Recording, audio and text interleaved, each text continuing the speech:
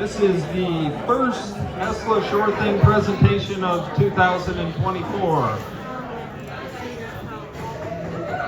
There we go. So the name of tonight's presentation is Cleaner Boats and means cleaner water. And I think we'd all agree that there's not a better place to have this presentation than right here at our beautiful Elk Rapids Marina. On that note, we as an association owe a big thanks to this group here, the Elk River Marina. They become a wonderful partner for us. Lewis and Susie Cooper, John and Alicia and Katie and Mike and all the team around here have just been phenomenal advocates for our organization. Anything we ask for, they accommodate us. They've become our #1 financial supporter every year, and they've purchased memberships for each of the slip holders. So they've just been a really big value to this organization. So I want you to all give them a big round of applause.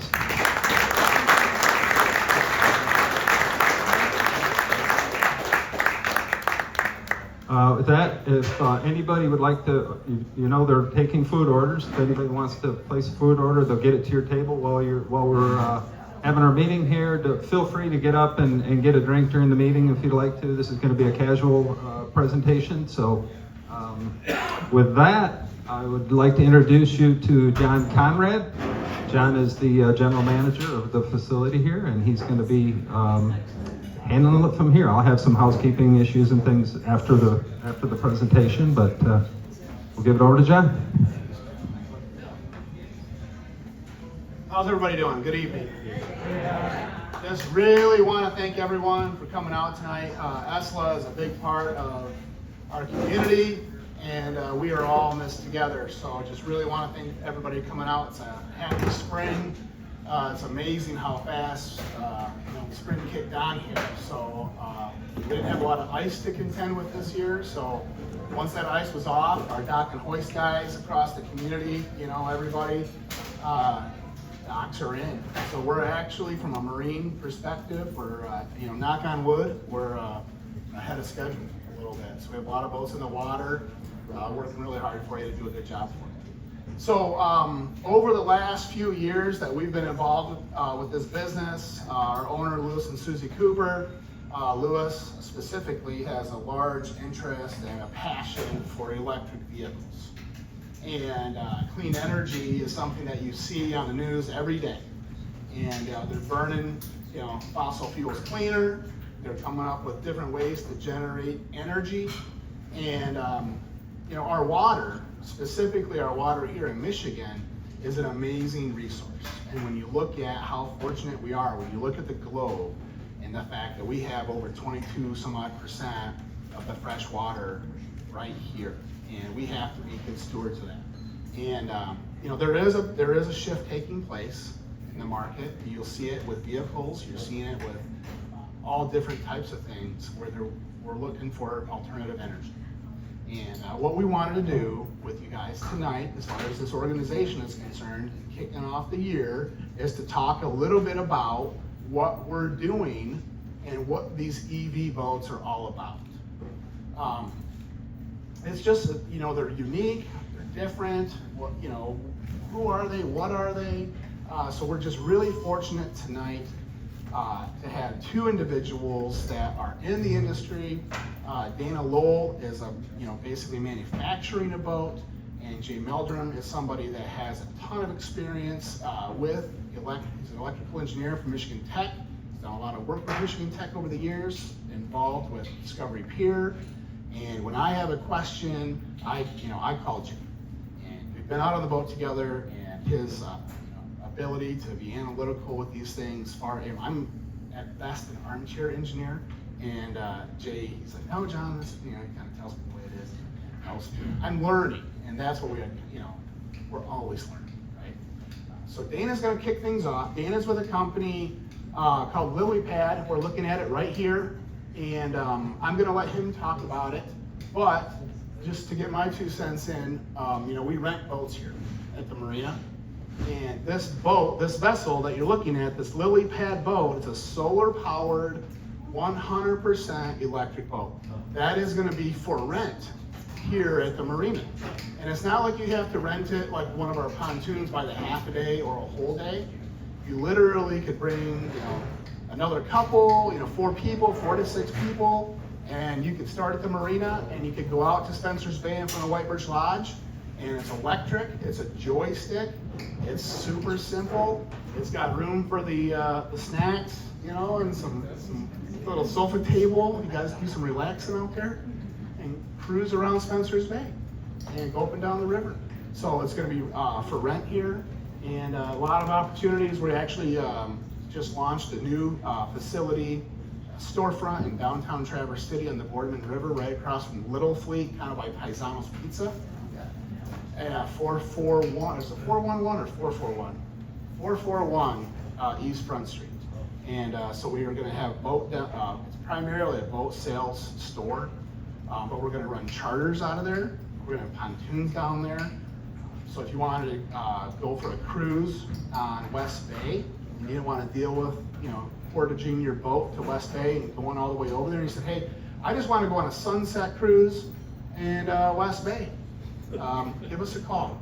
We're going to have multiple different vessels down there that you can take out, and we're going to have a lily pad there too. So you can basically cruise the Boardman River out to the channel back and forth on a 100% electric boat. We do sell electric boats here. That's what's kind of put Elk Rapids Marina on the map as far as this industry is concerned. It's been an interesting adventure, to say the least. There's been, a couple hiccups in the road, per se, but it's like any new product has that, and we just delivered our first one. We sold it and actually delivered that to a customer down in Detroit. So we're moving forward. A lot of good things happening here at the marina. I could talk for a long time about it because I have a passion for it, and we just love our community. We love all you, Elk Rapids, and our lakes, and that's why we're working in the direction we're going. So at this point, I'm going to stop talking, and we're going to get Dana up here from Lily Pad, the OG. I wish I had more to say, but he's quite the character. Thank you, John. We're going to make it happen. How's everybody doing tonight? I want to thank John and Alicia for all the support of launching LilyPad up here in Elk Rapids. LilyPad is a startup. We're founded in February 2021. It's a bunch of tech guys. I've got a long background in automotive and technology space, and I had a bunch of buddies, and we said, if not now, when? So we decided to create a startup. Startup is LilyPad, and it was really designed about making access to water simple and clean. And as John was mentioning, we are blessed to live in this amazing area that has 21% of the world's fresh water. And we coming out of the tech industry, we always used to hear about how valuable lithium is, or cobalt, or titanium. And really, what's the most valuable resource in the world? It's fresh water. I mean, you'll last about 2 or 3 days without fresh water. And so the question is, are we doing enough to protect it, and are we doing enough to give people access to fresh water? The other challenge that LilyPad was designed to solve is, recreational boating is expensive, and it kind of excludes a lot of the population that would like to not have the hassle of owning a boat, but they would like to get out on the water. And one of the best ways to get people encouraged to conserve a resource or to take care of a resource is really to let them enjoy or have access to that resource. So we wanted to provide a solution to allow for simplified access to fresh water. The other thing is recreational boating. I do a lot of recreational boating, but you got to recognize the fact that it is a dirty sport for fresh water. I mean, your typical boat is getting 1 to 2 miles per gallon, which is 20, 40 pounds of CO2 per mile of travel. Thousands of gallons of fluids, oil, contaminants are spilled into the water. It creates erosion. It's noisy. It disturbs communities. And we wanted to try to provide a solution for that. So we created LilyPad, and we designed it to be 100% solar, 100% carbon free, it's designed to really be a cafe table on water. What we thought was, can we take the experience of people sitting around a table and having quiet conversations and enjoying one another and place that into a water setting? And that was what really started LilyPad. And that's the product. That's actually it down in Saugatuck. Last year we were out at Lake Leelanau with 2 boats. I want to thank Alina for supporting me with the grant that it helped put us out there. We're at Fountain Point Resort out on Lake Leelanau, and the results for a whole season of operation: 0 grams of CO2 emitted. We didn't spill a single drop of oil or gas into Lake Leelanau. 6,000 pounds of carbon were offset if you've been doing a gas-powered boat. 96% net promoter score, which 50% is considered good. So that means 96% of the people were giving us a 8, 9, or 10 on a 10-point scale to recommend us to a friend or family. And we never required plug-in. Solar power is pretty cool. It's limited in terms of how much power it can provide, but we have a power source that every day it rises in the east and it charges up our boat, and we never have to plug them in.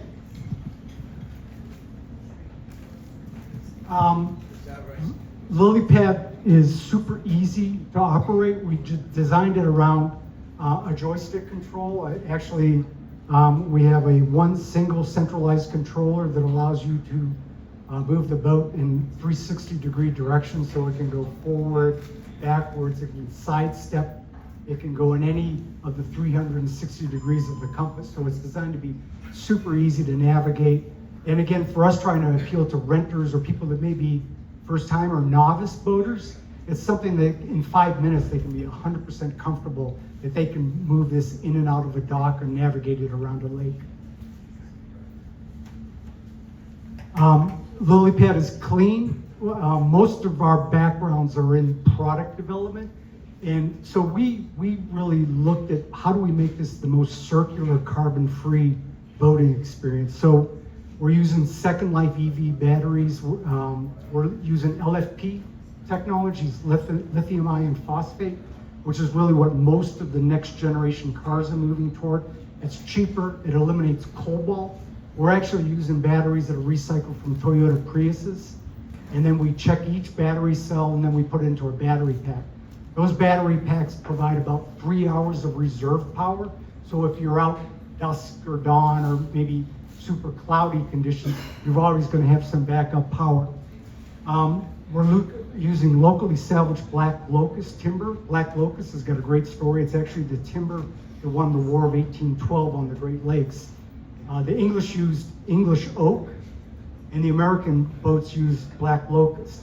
English oak would break under the cannonballs of the American ships. Black locust would not break from the cannonballs of the English ship.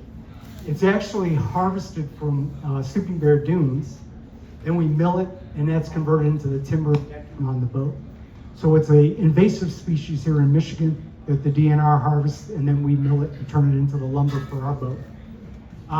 Aluminum is a great material. Most boats don't use it. Some boats are starting to. 40% of all aluminum is recycled. So at end of life, we can take the hulls of our boat and basically take it to any scrapyard and then recycle the whole boat. Our plastic on the boat is recycled high-density polyethylene. That's basically milk bottles. And, it's carbon-free. We also kind of thought of the boat as an IoT node. So for the purpose of being able to track the boat, know where the boat is going, where it's been. If you're a fleet manager, you can think about, what do I want to know as this boat leaves my dock? Well, you want to know where it is. Is it going to get back in time? Is it in the stump bed? Is it banging up against some other boat? So what we've integrated with it is a full telematics module. So the boat is always connected, and the fleet manager can see where it is, where it's been, how soon it's going to come back, and we can also program in keep out zones. So this is just an example. This is where we're at today. But if you can imagine, I think we're thinking about a 2-hour trip with LilyPad. Well, the reality is in 2 hours, leaving from here, you know, maybe you can get out to here and then you need to turn around and get back, or you're gonna be looking at late charges, or Alicia's gonna be angry with you, you know, coming back too late. And you've got that big stump bed out here. You guys know this lake, I'm sure better than I do, but there's this big stump field along here. We don't want people to go into that. So what we can do is we can geo-fence that with the telematics module, and when people get into that stump field, we can send a warning over to Alicia, or if Alicia's if this rental's an hour and a half into its journey and it's still way out here, she's gonna know it's gonna come back late for the next rental. So it just provides better ways to manage the fleet. And then, by the way, I gotta point this out.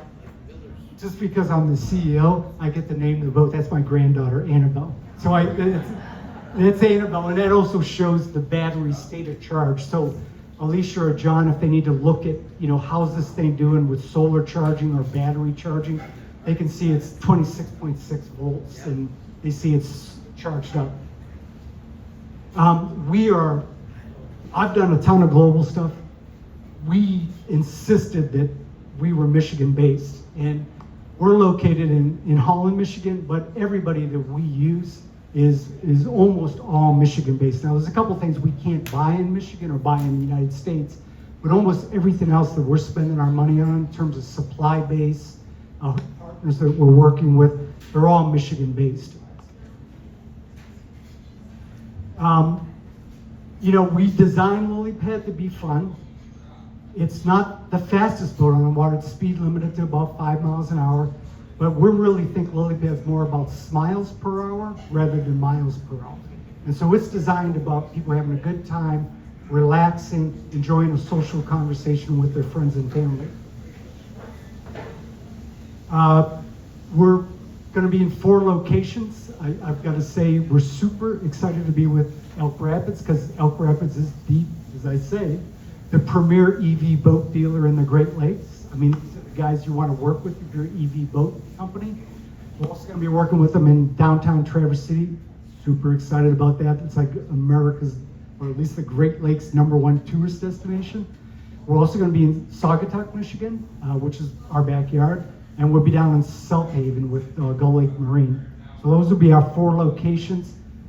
Possibly going to either add more boats to some of those locations, or maybe expand to a couple of new locations during the summer. That is the guys actually. I would have had some of the other guys come up here with me, but we're like really jamming, crushing it, so to speak, in terms of getting boats done, because we got a bunch of boats we're going to put on water soon. So this just gives you an idea of the wrap that'll be on the boat. QR codes are pretty cool. You know, you can actually do a QR code from about 90 feet. So it's a great way to, you know, if somebody sees the boat cruising by, they can just scan it and it'll bounce over to Elk Rapids Marina, and then they'll rent the boat. And that's about it. You know, I mean, we're a startup. I mean, we've got great support from a lot of different people in the state of Michigan. And I want to say, you know, as somebody that's launched a lot of products, having great customers is super important, and Elk Rapids Marina is an example of a great customer. They're going to help us be successful, and we're going to work with them to make LilyPad as successful as possible here at Elk Rapids and Traverse City. Thank you very much.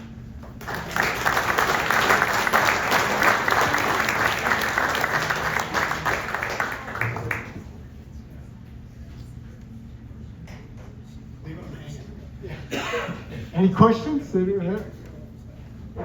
Any plan for a bimini, or does that shade too much of your solars? We will have a shade solution. It's probably going to be a central umbrella, and that'll be the shade solution for it. Okay, thank you. Yeah, you mentioned using on the floor of the river. I'm just trying to picture where exactly are you using there? So it goes roughly from the fish weir out to Clinch Park will be a route, and on good weather days it'll be able to go out on the bay. So it's really not downstream, it's out in the bay. Yeah, yep. I'm just thinking that, I don't know how you logistically get it on the river itself, but because it's so, there's no weight, it's quiet. No weight. Environmental folks like that. Yeah. I know maybe too big for people in there right now. Yeah, no, it's no wake. It's totally silent. I mean, the only noise you're going to hear is the ripples of the water as the hulls pass through it. So it's really great for conversation and just quiet. No impact for anybody that's in, say, a residential setting. Yeah, way less impact than any other boat that is currently operating on that river. There's several charter boats that run up and down that river. This would be like operating your boat with a trolling motor the whole way. Well, the only boats I see are the kayaks. You should come down and visit. There's actually probably already a half a dozen, like 20-foot plus boats down there right now. You have to come down and see it. What's the capacity? Looks like 4 or 6 people? 6 people. Yep. Is it prop driven? Yes. Yep. It's literally like a trolling motor. Yep. Like the head of a trolling motor you have in your fishing boat, they go right down in through the bottom. Yeah, we've got it's a motor at each end here, which that's what allows us to do quick pivoting and spin on a dime maneuverability. And the controller is software programmed to operate both motors. You might have said, but how many volts in the batteries are? It's got 2,000 watt hours, and we've limited everything to 48 volts because from a safety standpoint. So the panels generate about, we've got 4 Q-cell, Honeywell Q-cell panels that generate about 415 watts a piece. So there's about 1,600 watts at peak sunlight on the panels. At full draw, we pull about 1,150 watts. So we're actually always charging the batteries in operation. And then the voltage of operation for everything is 48 volts.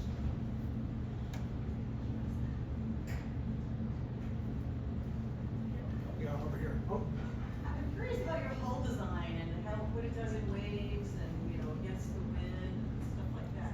It kind of looks- it's kind of a catamaran style hull, and it's space frame. So we're basically got extrusions that hold 2 separate hull sections together, and then in the center, I mean, it's designed to basically maximize this open space in the center. On my phone, I got a bunch of pictures of the exposed hull. I don't have it in the deck here, but I mean, it's basically. I mean, I'm trying to think. We're probably about 600 pounds of aluminum is the total hull weight, and the total boat weight is about 1,390 pounds.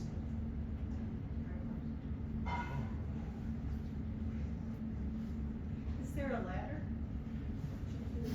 Well, so that's a great question. And as I said, we're a startup. So we are trying to, there's a crude way of doing a ladder via a rope ladder. We're trying to figure out some better ways of doing that, with maybe designing it right into the hull. But right now, the solution would be a rope ladder hanging off cleats.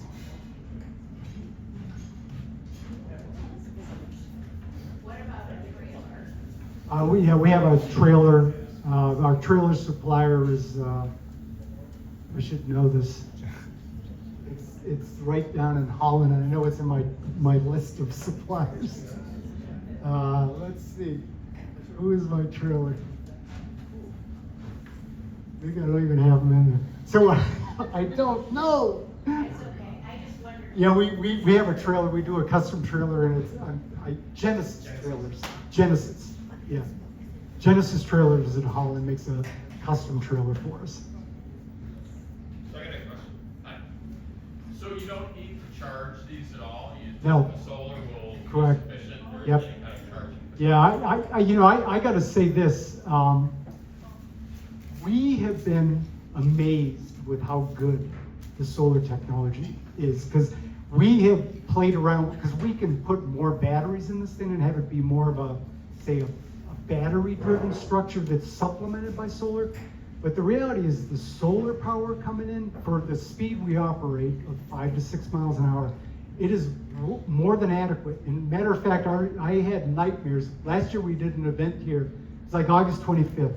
And I don't know if nobody's going to recall this, but the 3 days before August 25th, the weather sucked. And it was like low clouds, and we had all that smoke going on, and it was like bad solar. And I was like, oh, we will not last the day out at Elk Rapids doing test drives with people and others like media and all this stuff. And man, it worked all day long, not an issue. And I was like, the solar tech is great. And the other thing about solar, that they're designed for outdoor use for 25-year lives. So I mean, basically, our engine is a solar panel powered by the sun that I hope keeps rising every day. That it's got a 12-year warranty on it and a 25 years, 80% of power function warranty on it. So it's a really good, really interesting technology. And the other thing is TFT technology, which is what a lot of the satellites are using, is coming down in cost, and that would allow actually moldability. Those panels, the panels right now obviously take up a big footprint. We will get to ultimately TFT panels that will be able to mold into composites and make a much more conventional shaped boat than what we have right now. As we all know, the water around here and everywhere changes pretty frequently with like the weather. Have you had any instances where the waves get really out of control, and what's the kind of like tipping rate on it? And then also, do they have the capacity to, with the app, like notify somebody to come and get towed? And is there the ability to tow that behind another boat so that they can get safely to shore? Yeah, the towing is easy, and we had to resolve that with a couple of incidents on Lake Leelanau last year. But in terms of bidirectional communication from the boat, I think we would be dependent on the consumer's cell phone. We would put for us, where we're running the Saugatuck location, and Alicia and John are doing Elk Rapids.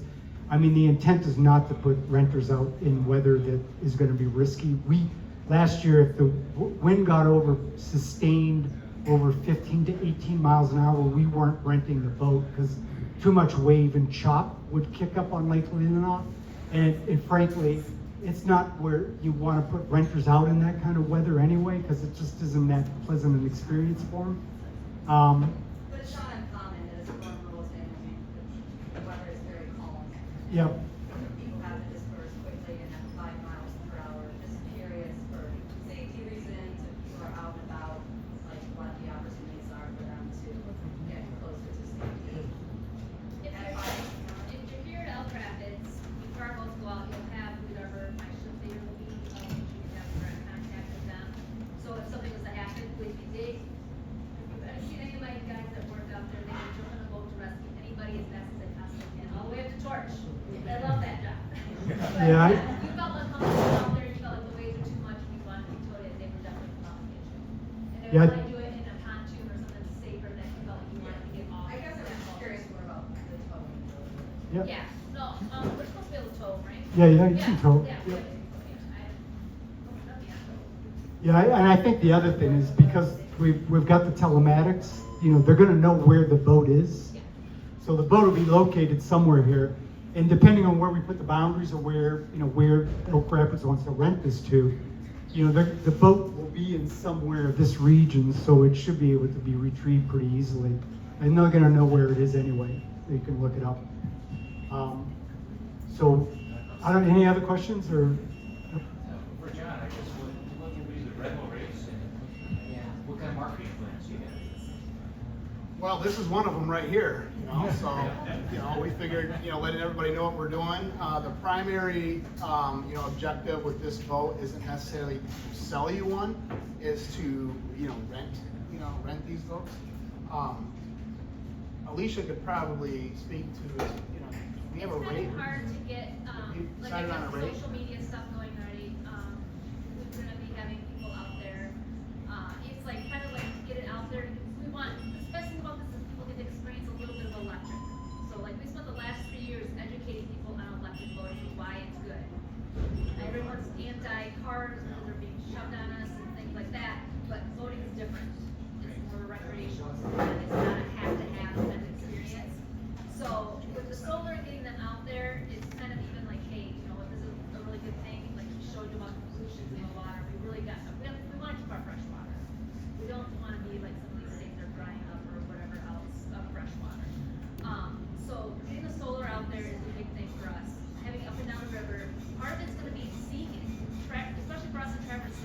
Boardman in the Bay. If we have a slow day in my sales office downtown, I've already talked to my guys that are working for me. Just take it out and ride. And they're like, oh, you mean you're paying me to go play on a boat? I'm like, yeah, I'm gonna pay you to go play on a boat for a few hours. I'm gonna offer these guys. We're hiring too, just so you know. Part-time. It's way better than being a greeter. So. Right, yeah, so, I mean, these guys, that's kind of the joy, the perks of working for us, right? So, I mean, there's a lot of work out here, they have to bust their butts for, gas stocks and everything else, but giving them a little opportunity to play a little bit is also a perk. But that's what it's gonna have to be, it's gonna have to be a lot of seeing and showing, and, social media is gonna be a big play on us for this summer. Kind of pushing it more, probably when we start getting busier. Traverse City is so busy all the time. It's perfect. I tell my guys, hey, if somebody's got a cranky kid, why don't you run a boat for 2 hours and let them go take a nap while you cruise up and down the river? You don't have to go home or find a place to nap, you know? It's perfect. And you kind of relax and chill out. And a lot of kids want, they want, like, oh, we want to take our kids out on the boat, but we don't want to go out for the whole day. So Right. here's your experience, so you can experience the water. Well, and that's what I was gonna say, you know, and I mentioned earlier, it's something you can go out for a short period of time. You know, this isn't something we're taking to the sandbar, it's not something we're trying to go to Skegemog in. It's a short hour, 2-hour cruise, and it's gonna be in that $100 range, you know, per hour. So we're encouraging folks to go out for a couple hours, get a chance to experience it. And if the weather's not right, you know, that's definitely something, you know, as far as being good boat captains, we are, you know, very mindful of. And actually, here, what we do at Elk Rapids is probably promote a little more in the morning or the afternoon or evening, wherever you want to, you know, 2-hour tour. It's gonna be like $200 plus, and that includes $50 credit for the day. You get a card if they have a shop here, you get food, take it with you, get a bottle of wine or whatever you want to do, cocktail hour, morning coffee, breakfast kind of thing, you know, just because mornings, I don't know, after here, you see it, it's the most beautiful time of the day here. It's my favorite time. It's the only time I come in early is all summer, because it's quiet. All right, sounds great. All right. That's my sale plug for the evening. Thank you. You got it. All right. Hey, everybody, stand. Roll. And next up, Jay Meldrum. Jay Meldrum is the executive director for the Michigan Tech TC Research Center. Like I mentioned earlier, over the last going on 3 years, I've relied on Jay heavily as far as his expertise in the industry. I'm not even going to attempt to review his resume. He's got a lot of great information for you tonight. Anybody that is looking for some technical information, that's something that's right up Jay's alley. So without further ado, I'm going to pass the mic over to Jay.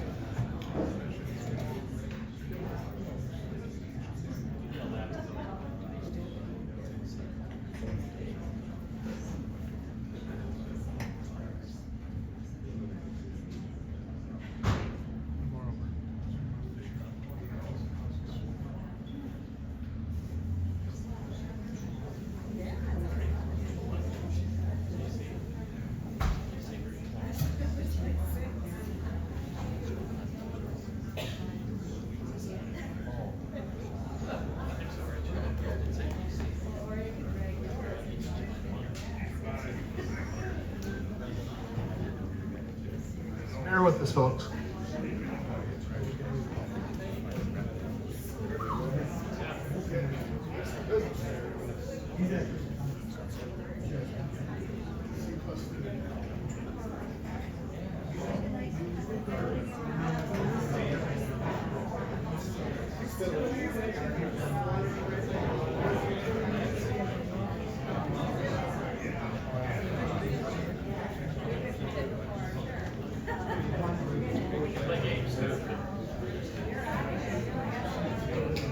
So My name is Jay Meldrum. I'm from Michigan Technological University. That's in Houghton, Michigan. It's about a 7-hour drive from here. But I live in Traverse City. I moved here 3 years ago to start up a research center here in Traverse City. I spent 25 winters in Houghton. I enjoyed every one of them. My wife didn't. She's very happy in Traverse City. And I brought a colleague, Brian Hannon, who's in the back of the room. We work together and conspire to do research, STEM education, work with the high schools, and a whole lot of other things. But one of the things I was very lucky enough to get involved in was research of electric boats. And not on my first slide here, so let me get back to the first slide.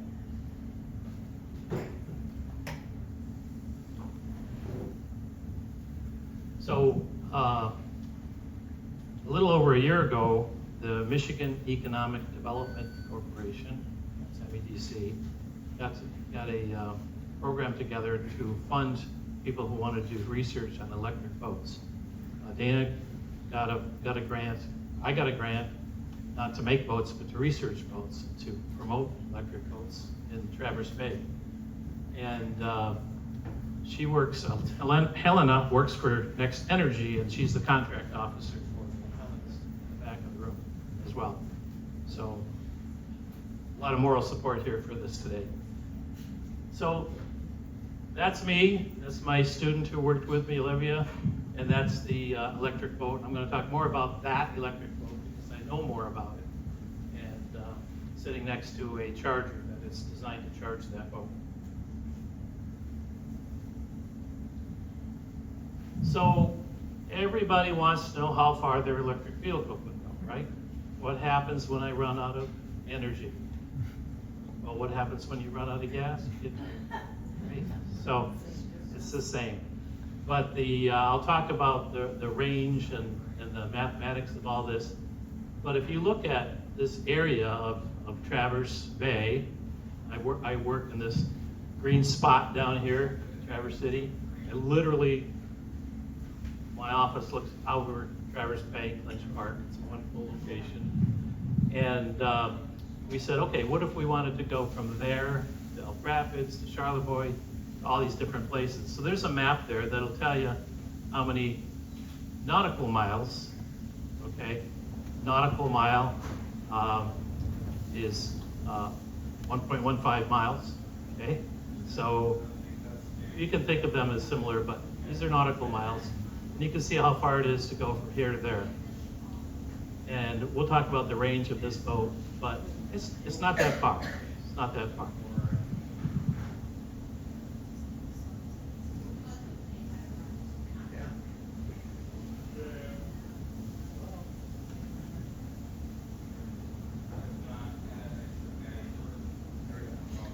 So the first thing I did, as any good engineer would do, was research how many different kinds of electric boats are.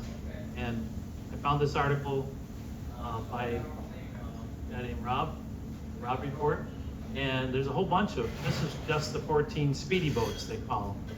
And you'll notice that in the middle there, the X-Shore Elex 8000 made in Sweden is on that list. But there's a whole bunch of boats all over the US, Spain, Italy, and whatnot. And these are all in the same category of the boat that you'll see outside. 250 horsepower-ish, if you want to talk about horsepower. In electrical terms, we talk about kilowatts. It's a different term, but it's the same power term. So most of what I say about the X-Shore will apply to all these other boats. That's the only point I want to make. So here's the X-Shore Elex 8000 that's outside. There's a green one out there. There's a white one, which is a smaller version of it. And I'll tell you all the specs on these boats. And I've ridden these boats and they're very enjoyable. For the engineer in the crowd, I think you must be an engineer. You have a really good question. So, are you an engineer? Are you an engineer? Are you an engineer? You had some really good questions. Who's an engineer in the group? Okay, watch out. Okay, good. I don't have much competition, but have some. So it's a 26-foot boat, 8.5 beam width, 2.6 feet draft. That's what's in the water. 5,730 pounds. Battery chemistry is lithium ion. The battery manufacturer is actually a John Deere company. They bought Chrysler, and it's two 63 kilowatt batteries, 63 and a half. The battery rating, that means it's waterproof. That's a nice thing to have, battery. There's two batteries. Power rating is there in kilowatts. Again, that's 250-ish. And the range is 100 nautical miles. Cruising speed is 20 knots. That's not bad, right? It's fun. And top speed is 30 knots. That's a lot of fun. I witnessed and experienced wide open throttle on this boat. John luckily turned around and said, "Jay, hold on." And that's what I did. I held on. And in 3 seconds, it was going 30 knots. It was planing. It was on plane. Try that with one of your gasoline powered boats. It takes a little bit longer than that, right? So I'm holding on. My feet are hanging out. It was a good cartoon. And it goes for about $300,000. By the way, John doesn't know this. I still on. I talk loud now. Was that on?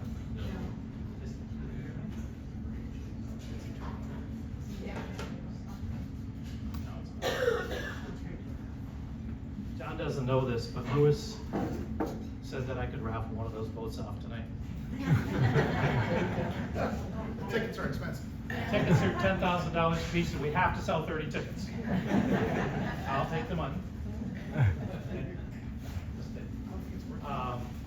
But that's how much it costs. Yep. I keep hitting the wrong button. I speak loud. You can all hear me, right? Yeah. Really? No. Who said no? Oh, hello, hello, hello, hello, hello. Oh, I think I'm hitting it. Don't hit the button. Okay? Okay. Sorry. So let's look about the positives of electric boats. They are very, very, very, very, I don't know how many varies I can use, but you and I can carry on a conversation without one of these at 30 knots. And I've done it. I was talking to their engineer who works on the boat, the students who were on the boat, and it was an unbelievable experience. I told you about how fast they are. No gaseous emissions. There are no emissions, okay? And I study emissions, and I know how much cars put out, how much boats put out, and this doesn't have any way to put out carbon emissions or other gaseous things that we look at in cars. Range is 100 nautical miles. That's a nice day on the water. And think to yourself about when you're on your boats, how many weekends or days do you go 100 nautical miles? Keep it up here. Okay, thank you. It's a very good range, I will say, and we'll talk about that more in a minute. Recharging. Somebody asked me in another presentation, well, how am I going to charge this? Are the marinas capable of charging my boat?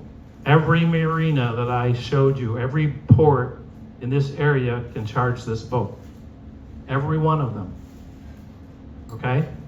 It'll take a little longer than the charger that's on this dock. It might take you a couple hours. It might take you an hour to top it off, and that's what people with electric cars do. They drive a while and they top them off. But to fully charge it means you'd have to use up all of its charge. Okay? So I want to make sure you heard me. Every marina in the area has shore power, and that's sufficient to charge these boats with.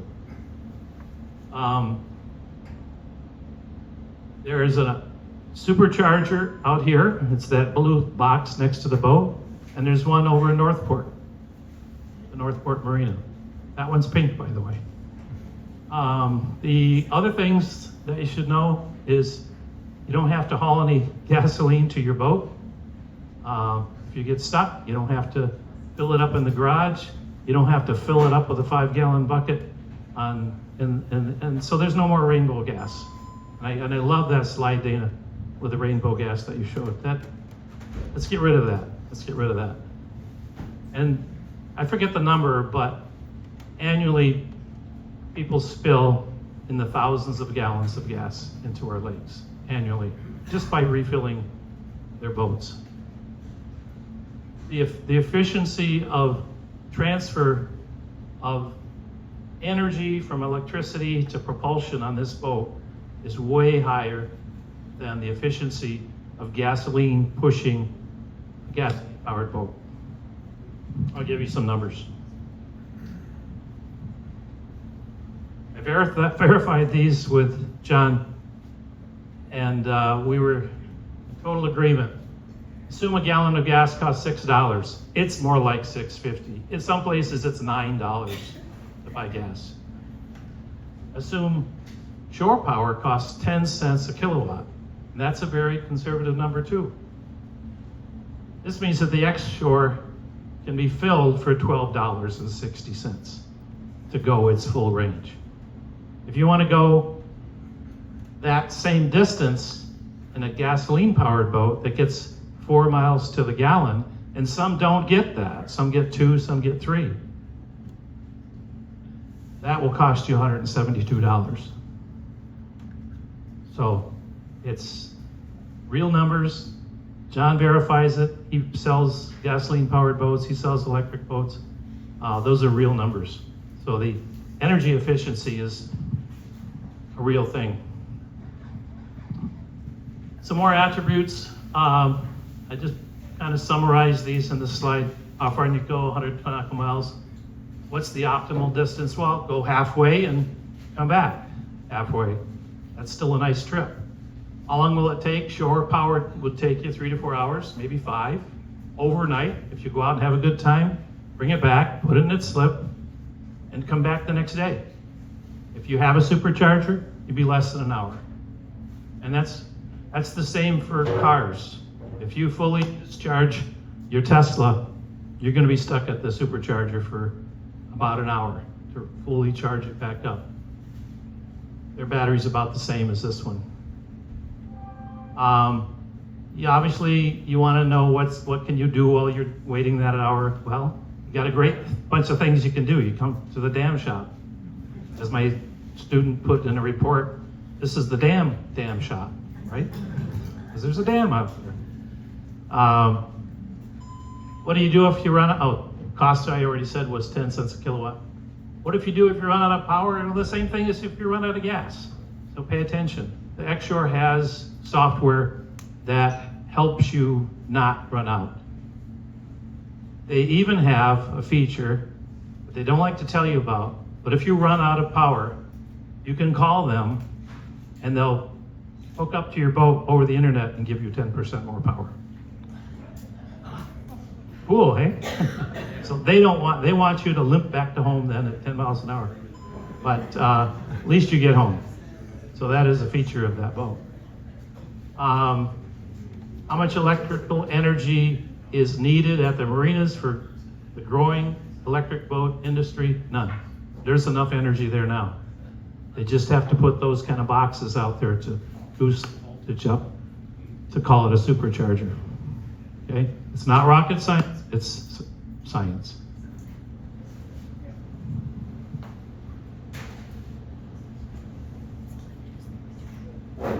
So there's other boats out there, not in the same class, of course. The Lily Pad is an electric boat, 100% electric. There are pontoon boats made by a powertrain company called Hercules in Michigan.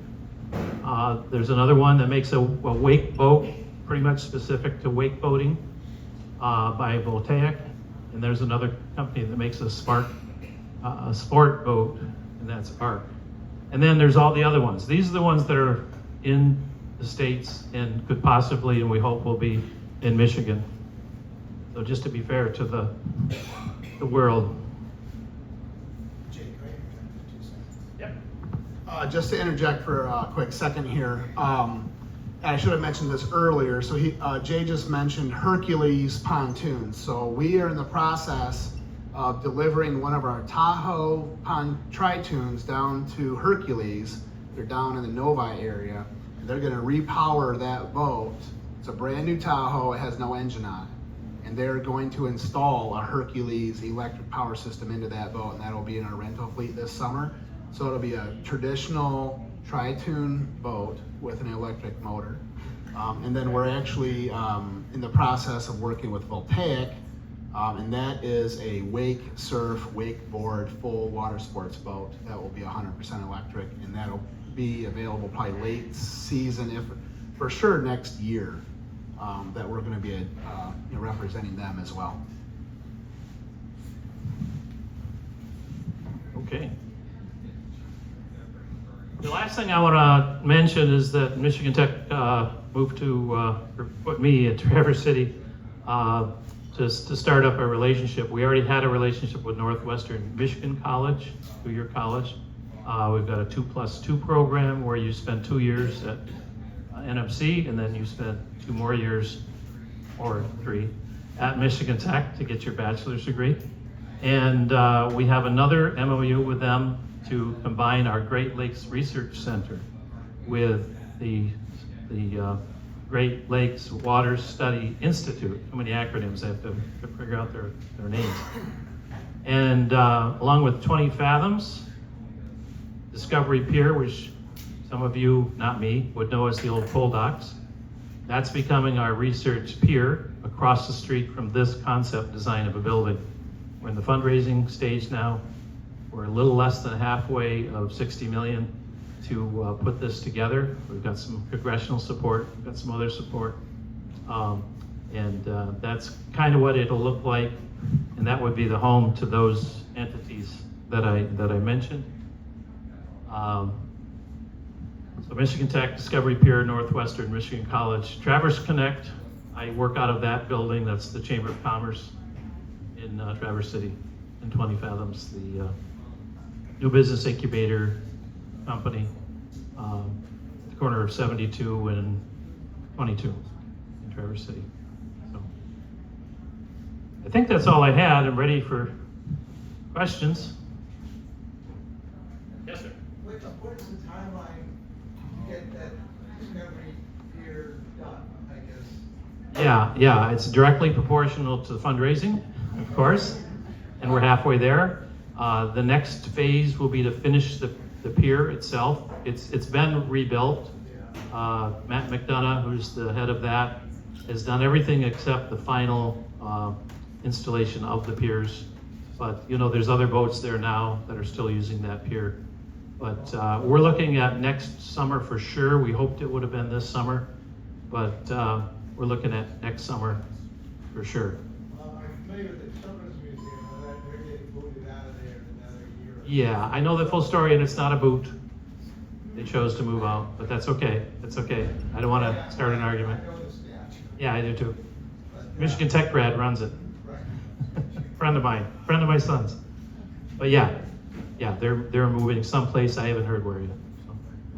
So I guess what I'm getting to is the timeline that, so you'll build something on that side of the road. This will be on the side of the Children's Museum. Yes, it will be on that side. And the Discovery Pier Center building will also be taken down, and some other buildings to make room for this one. Okay. The crosswalk will be improved. Be a lot of changes. And there'll be, I'm sorry I don't have a picture of that because it's not finalized, but we'll have research buildings on the pier so they can do work on the boats on the pier, ship cranes and things like that that you need to be over there. Yeah, and it'll still be public access, it'll still be handicap access, all that won't change. There's a lot of parking on that pier, and it's a perfect location. And we want to put a supercharger there too. We're not there yet, but I think it'd be a great place for a supercharger. Yes, sir. Yeah, so what makes this work, I would say part of what makes it work is this lithium-ion battery system, which we've seen get better and better over the last couple of decades, whatever, but you all have victorious power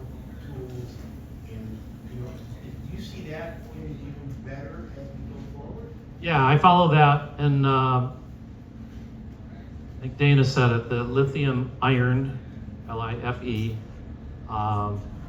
and what's the last chemical?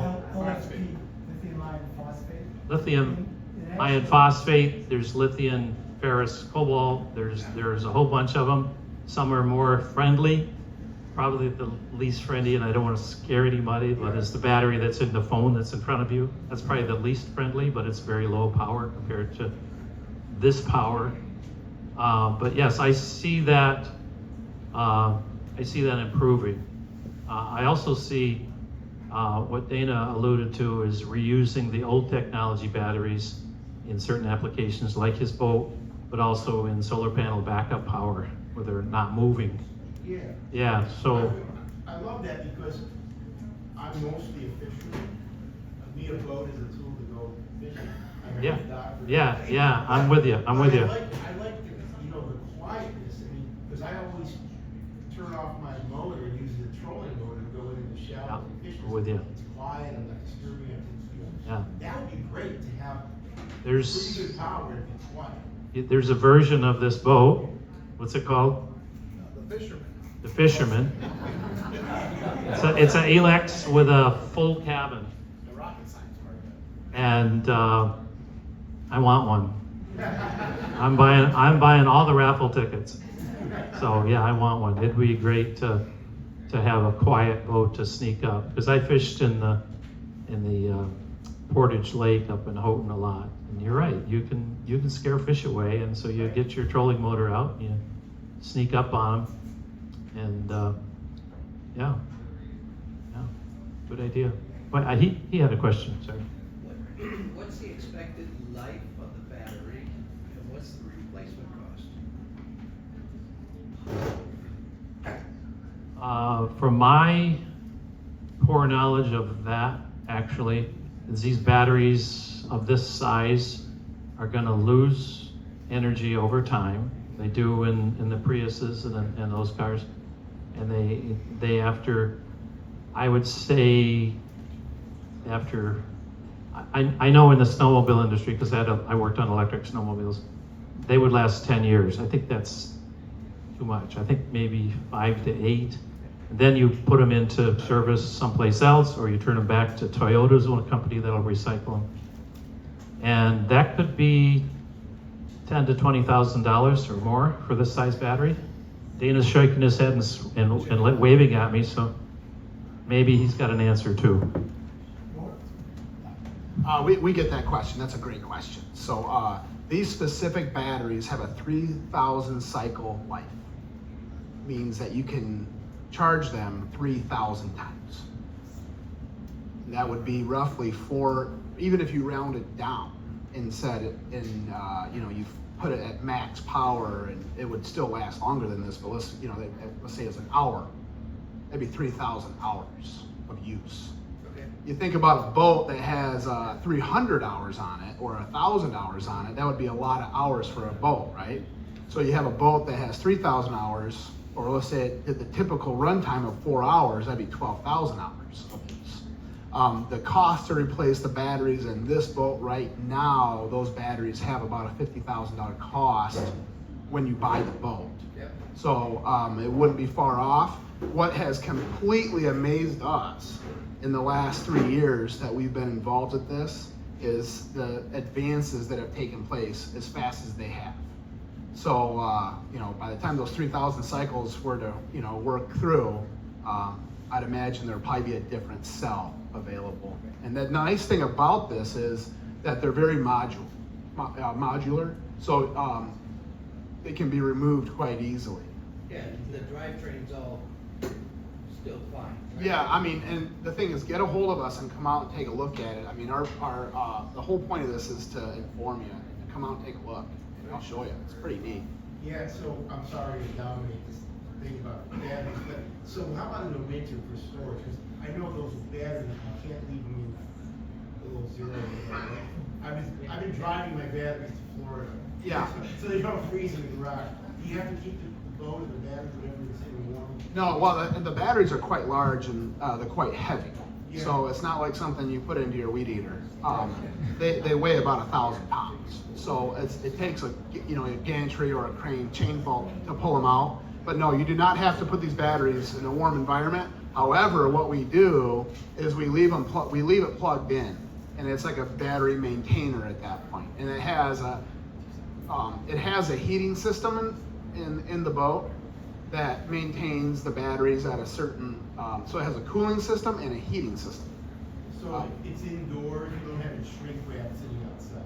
I mean, you could, but we'd encourage you to plug it in, and anybody, I mean, if you were going to invest this type of money into a piece of equipment like this, we would encourage you to park it inside. We'd probably not charge you for the inside storage if that became a decision. I've worked with smaller electric batteries. They can go to cold temperatures. They just don't work at cold temperatures. In fact, in our snowmobile challenge that I ran for 18 years at Michigan Tech, we would force them to put it outside overnight in cold weather. And then they had to figure out how to turn it on in the morning. And that's, you had to warm it up. That's the way to do it. Yeah, so oftentimes I get people asking me like, well, we're still burning fossil fuels to plug these boats in. So can you just enlighten me on the difference between the emission output on coal to gasoline? Your power companies up here probably get 20% of their energy from renewable sources. Okay. And by 2030, 2040, 2050, depending on what politician you talk to, they're supposed to get to 100% renewable. So the energy that you buy from consumers' power today, and I buy from consumers, is 20% is renewable. And they're being forced to up that by putting more solar panels up themselves or buying on the energy market, energy that was created by wind turbines or solar or other renewable sources. And so, yeah, that's the answer. You're right. They are being charged. We typically, when we talk about a vehicle, we don't go back that far. We don't go back to generation. We talk about, is that electric vehicle 100% electric? Yes, it is. We don't usually go back into, because we don't know. It could be coal, it could be a number of nuclear. We're opening up a nuclear plant in Michigan. Isn't that great? Well, that's renewable energy. Low in other forms of pollutants. So, yeah. Yep. Question about, we've all heard the stories about electric cars, that they catch on fire, and the local fire departments don't have the ability to put them out. Where does that all stand? Yeah, in the oldest of the lithium-ion technologies, the only way to get rid of the fire is to throw copious amounts of water on it until it cools down. You cannot stop a lithium ion. They aren't all lithium. That's one of the activating chemicals in a battery. But indeed, it can be dangerous. The early electric vehicles from General Motors, I wouldn't drive one in Detroit because if somebody shot it with a gun, it might explode. That's not true anymore. We're more tolerant to that. You're talking about 1980s now. Yeah, I know I am. I'm an old guy, but I knew the chief engineer of the electrical battery, and he wouldn't tell me that, but I knew it.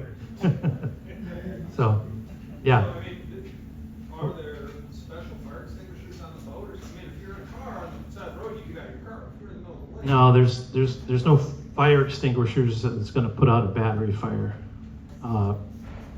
PFAS will. How fun would that be? Yeah, AAA foam is what will put it out, but we don't want to be throwing that on our boats. So if your boat catches on fire with the 261 kilowatt batteries, that's bye boat. I'm sorry, I'm being honest. 50 gallons of gas is no bonus either. Yeah. That's right. People used to say, I don't want hydrogen because the Hindenburg. Well, the nice thing about hydrogen is it blows. gas blows down. So, we shouldn't be worried about fuel cells with hydrogen either, so, but, yeah, you're right, gasoline, Pinto, anybody heard of that? You have something to say, Danny?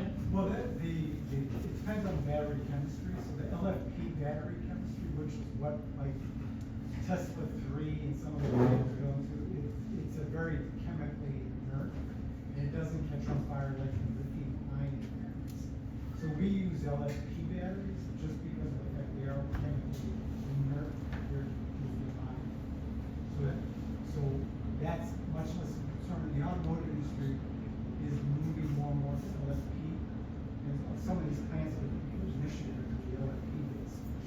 The next generation of battery technology is going to be solid state. It's continuing to emerge in China, and that'll be coming probably in 3 to 4 years. It'll be solid state, much like a solid state circuit in many of the electronic devices.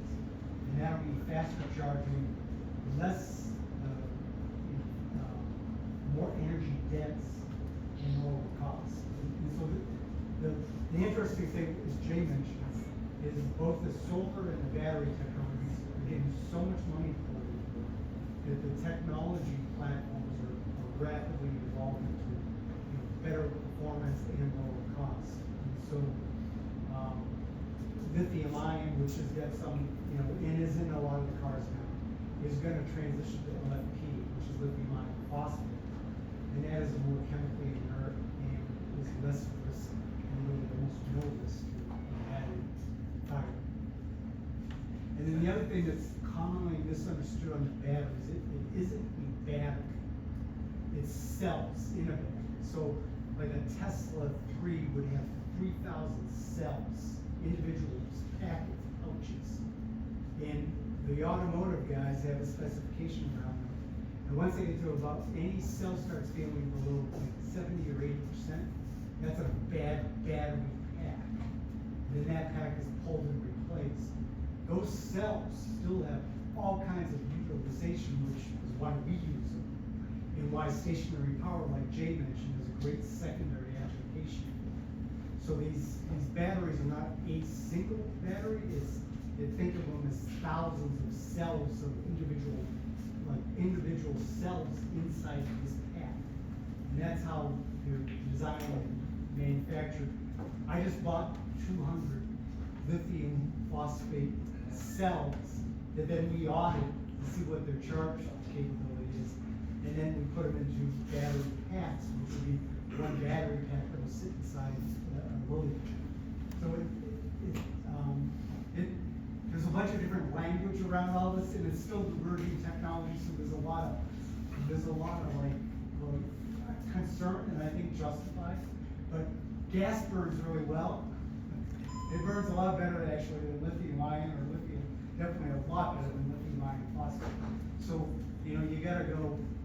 That's kind of a false concern because if you compare it to gas is extremely flammable too.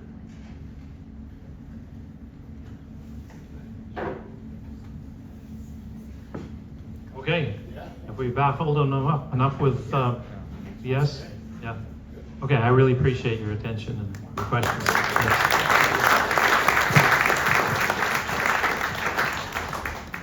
Just really lucky to have somebody like Jay here that, our goal is to just, inform the organization as far as, some of the, these things that we're doing and the people we're working with. Times are changing and we're just really working hard to be a part of that and get you guys involved. My 2 cents on ESLA is, it's an organization that does a lot for our lake. And it's something that we're really, and Bob's going to talk more about it, but we just really encourage the support. And you think about all the riparians on our lakes, and the percentage of those people that are members is quite low. So encourage your neighbors, encourage your friends to join. Don't be afraid to support the organization. They're doing really good stuff. These guys, Bob has recently gotten involved, and he's really dove in, and I'm just proud of what these guys are doing and proud to work with them. So thank you again for your time. We're working hard for you. I'm gonna pass it back to Bob. He's got some more stuff to handle and cover, and appreciate your time. Thank you very much. I had a little time for Q&A, but I think anybody else have any questions before we wrap that up? I was gonna leave a little time for Q&A, but look, I think everybody got their stuff in. I just want to thank our presenters. That was fabulous. Thank you guys so much for coming. Some really good information. I think everybody enjoyed it. And again, John and your crew for hosting us tonight. That's wonderful. Our next Sure Thing meeting will be on May 23rd. The balance of them will be at the Harbor Pavilion. Keep an eye out on your email blast to find out when those are going to be. It's going to be regarding healthy septic systems. So we're going to get some interesting people in there. I think it's going to be a really good night.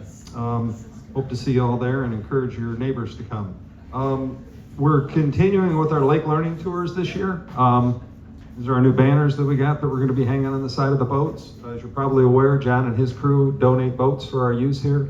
Throughout the summer, we've got 2-hour lake learning tours for people to come out, and Sam Ogle will be on the tour, and Captain Teddy and one board member, and we'll take you out for a couple hours and tour you around and talk a little bit about what we're doing and healthy lakes and the testing and all the different things we're doing. So I encourage, there'll be more emails going out about how you sign up for those, so keep an eye out for that.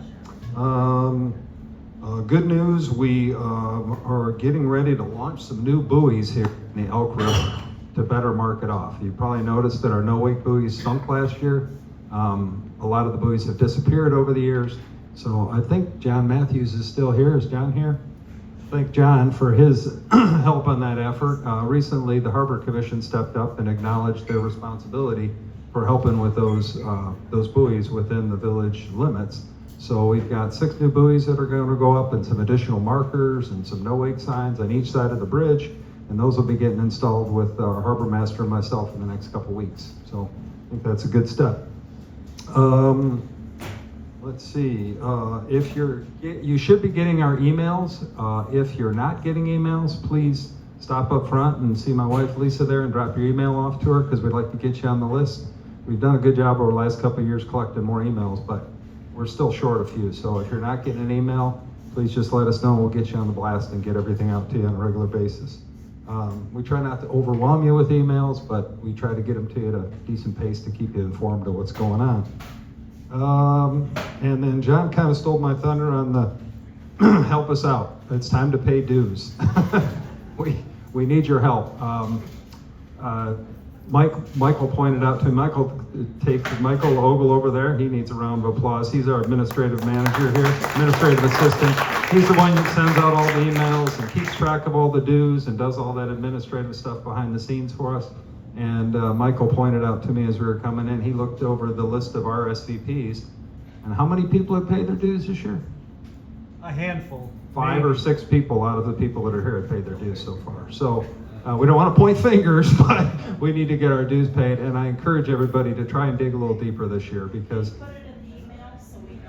well, it's a little bit of a gray area there, because some people pay it late in the year when it's time to get their tax deduction. Some people pay them earlier in the year. But the earlier in the year you can pay them, we really appreciate getting it out. And if you can dig a little deeper each year to give us a little bit more, it sure helps, because we've got a lot of good programs going on and they all cost money. And so, as John alluded to, we only have, Mary Beth, you can probably tell me, what do we get, 400 people pay their dues out of 1,400? 400 to 500? 600. It was 500. Okay, roughly 500 people out of 1,400 pay their dues each year. So, if you live on Elk Lake, Skegemog, or Torch River, I'm pretty sure you can afford to pay $50 or $100 a year for dues to help us out. So we encourage you to talk to your neighbors, ask them to get involved, ask them to become members, spread the word, because we got a lot of really good things happening, and it all costs money to help out. So I guess that's about it. Oh, I did want to get Katie and Mike up here real quick. She's hiding because Michael, come on up here. We just put together a little plaque here just to thank you to the Dam Shop for all they do. It's just thanks for sharing the Dam Shop with the Elk-Skegemog Association for our Sure Thing event, Healthy Lakes, Healthy Boats. Elk Rapids Marina on Elk Lake support for ESLA's water protection initiatives is simply amazing. So thank you very much to both of you. Thanks all for coming. We'll see you next month at the pavilion. Have a great night.